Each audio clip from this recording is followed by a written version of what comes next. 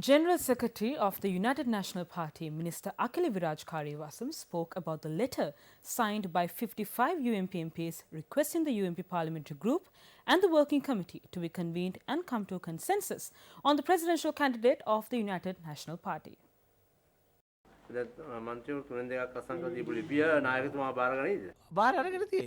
He has already accepted it. The Prime Minister knows the constitution of the party very well. Although you are trying to portray a different picture on this, there is no issue like that. Even we could have signed that letter. Ranil Wickremesinghe is a very democratic leader. Our leader does not put on magic displays. Minister Akhil Viraj Karyavasam did not place his signature in the letter that was signed by one-third of the UNP parliamentary group.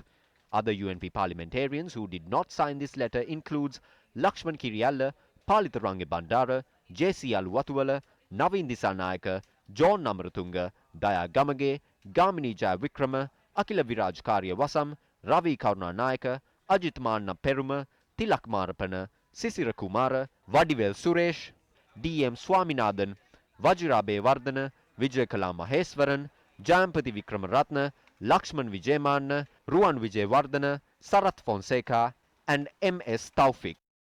Majority of the MPs who did not place their signatures in the letter are MPs who joined the UNP from other parties, and a majority of them have been alleged before the law. Allegations such as printing his face on school textbooks, the Suraksha insurance scam, voucher for school uniforms were levelled against Minister Akhil Viraj Karyavasam during his tenure as the Minister of Education. Lakshman Kiriyalla joined the UNP from Chandrika Bandaranayke's government.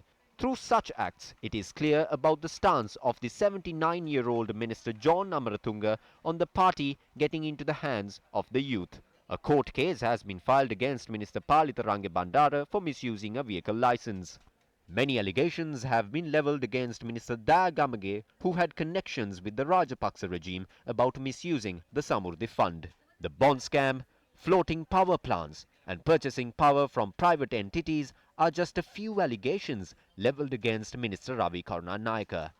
Tilak Marapana, who once resigned due to avant-garde transactions and came back to the parliament, has not signed this letter either. Vadivel Suresh is renowned for switching parties.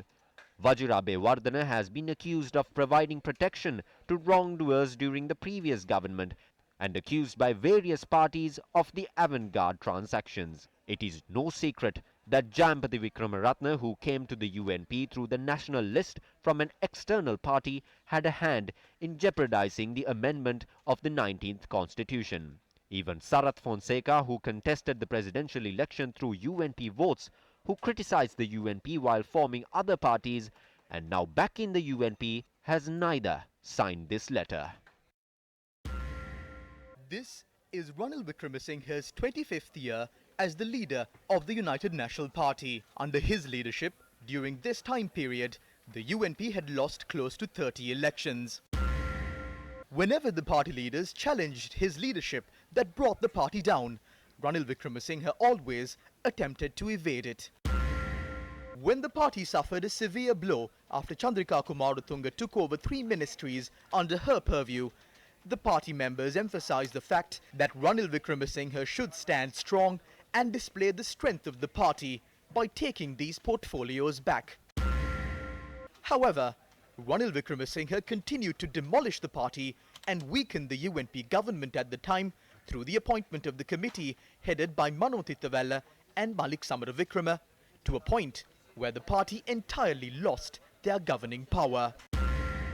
A change in the party leadership was a constant demand of the party supporters and members in the face of these countless election defeats. Party members surrounded Sirikota on the 19th of December 2011, demanding for a change in the party leadership. As usual, Ranil Wickremesinghe ignored these demands and hid behind the various committees appointed for reforming the party, and also appointed a disciplinary committee to punish party members. Ranil Wickremesinghe finally got rid of the party members gathering opposite Sirikota by constructing a road opposite the premises through Mahinda Rajapaksa's Maganaguma project. In 2013, When the party was in a dire state, party members demanded for a change yet again, but once again, that fell on deaf ears, and Ranil Wickremesinghe did not hesitate to appoint another committee in the guise of a leadership council.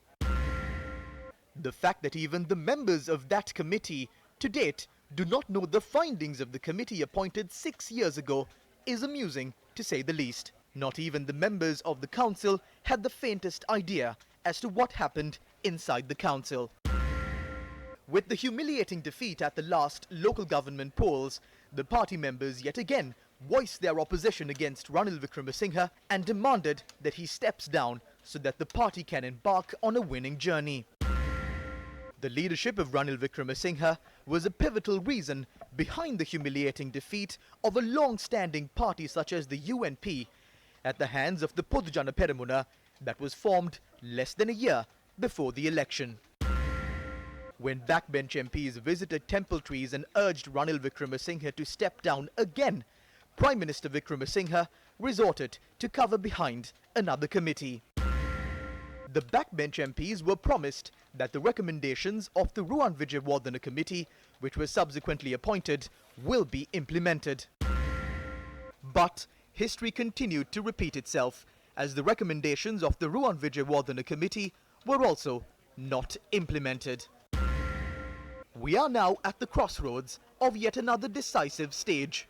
The final request of the party members is for a presidential candidate of the UNP to be announced, so that a candidate from the UNP, which is the oldest and largest political party of Sri Lanka, can take the office of president after this election. However, Ranil Wickremesinghe again resorted to his age-old tactics by attempting to form an alliance and appoint a leadership council. Against such a backdrop, one-third of the UNP parliamentary group had signed a letter demanding the party leadership to convene the decision-making bodies of the party and to make a decision on the presidential candidate. Will UNP party supporters allow Ranil Wickremesinghe to destroy the hopes of a new presidential candidate from the United National Party and continue to remain as the head of the party?